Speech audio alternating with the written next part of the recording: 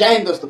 आज हम लोग प्रूफ करेंगे कि अवतल दर्पण में F बराबर r/2 यानी कि वक्रता त्रिज्या और फोकस दूरी में क्या संबंध है, उसका संबंध स्थापित करना है अवतल दर्पण में। तो यहाँ आपको दिख रहा होगा अवतल दर्पण है, MM' एक अवतल दर्पण है जिससे एक अनंत से जो सूर्य की किरणें आ रही हैं जो कि दर्पण से टकरा जाती हैं O बिंदु पर, और O बिंदु से टकरा कर जो फोकस से होकर गुजर जाती है। क्योंकि कोई भी प्रकाश की किरणें जब समांतर आती है प्रधान अक्ष के तो वो जो सब फोकस से होकर ही गुजरती हैं। तो वो फोकस से गुजर गई, उसके बाद जब परावर्तन की घटना होती है तो उसमें लंब का भी जो बहुत बड़ा महत्व है परावर्तन के नियम को साबित करने के लिए।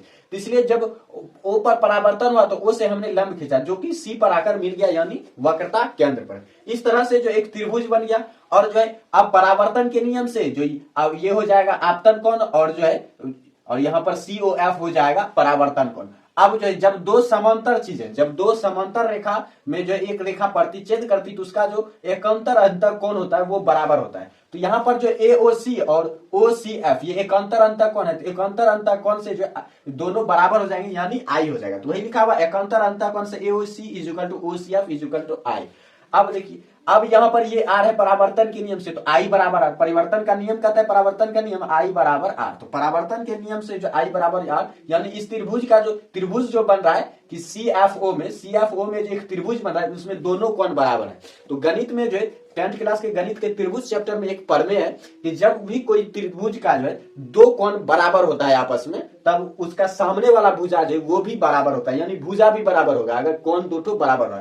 तो ये दोनों कोण बराबर है तो इसका मतलब इसके सामने वाली भुजा यानी जो है C के सामने वाली भुजा है OF और जो है R के सामने वाली भुजा है जो है CF, तो यानी CF बराबर हो जाएगा OF। यहाँ पर वही लिखा हुआ है CF बराबर OF यानी समद्विबाहु त्रिभुज से, यानी कि जब इसकी दो भुजा बराबर हो जाती है तो समद्विबाहु त्रिभुज का जो दो कोण बराबर होता है तो दो कोण बराबर है यानी ये समद्विबाहु त्रिभुज हो गया, और समद्विबाहु का मतलब होता है यानी दो भुजा बराबर, तो इसलिए हो जाएगा CF बराबर OF। या तो आप सीधा प्रमेय का चर्चा कर दीजिए या समद्विबाहु त्रिभुज का चर्चा कर दीजिए, उससे भी आप आसानी से साबित कर सकते हैं।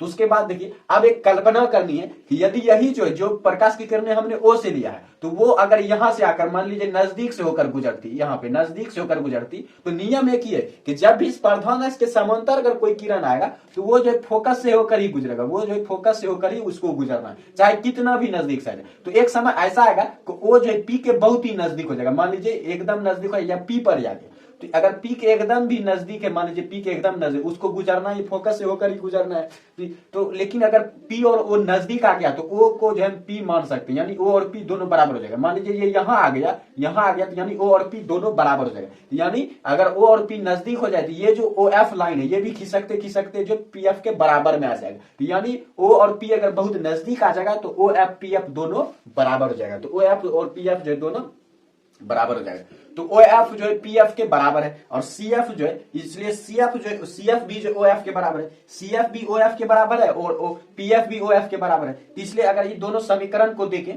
मान लीजिए इसको समीकरण हम चौथा दे देते हैं, तो चौथा अगर तीसरा समीकरण हम देखें तो CF बराबर भी PF हो जाएगा, क्योंकि ये इसके भी बराबर है और ये इसके बराबर है यानी ये भी बराबर हो जाएगा। तो वही हमने लिखा है कि अब जो CF प्लस PF अगर हम इन दोनों को जोड़ दें, CF और PF को जोड़ दें तो CP हो जाएगा। तो CF प्लस PF = CP, और CF को हम लिख सकते हैं PF, ये हमने प्रूफ किया है CF बराबर PF, तो CF के जगह पर हम लिख सकते हैं PF, तो PF प्लस PF तो 2PF और =C। अब PF है क्या, P से F की दूरी, तो P से F की यानी P है ध्रुव, F है फोकस दूरी, यानी ध्रुव और फोकस के बीच की जो दूरी होती है वो कहलाती है फोकस दूरी यानी स्मॉल f।